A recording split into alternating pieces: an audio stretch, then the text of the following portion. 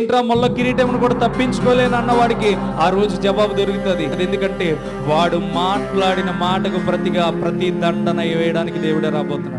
ఎలా రాబోతున్నాడంటే అగ్ని దండం ఇచ్చుకుని రాబోతున్నాడు. క్రైస్తవుడిగా వాక్యం వినే నువ్వైనా, లేకపోతే సువార్త వినకుండా ఇష్టానుసారమైన దేవుణ్ణి అవమానించిన వాడైనా సరే, ఆ రోజు ఇనప దండంతో రాబోతున్నాడు. ఈ రోజు సాత్వికుడై గాడిద వాహనం ఎక్కువ వచ్చాడు. ఆ రోజు రథ గుర్రములు వెక్కి గొప్ప రాజుగా రాబోతున్నాడు.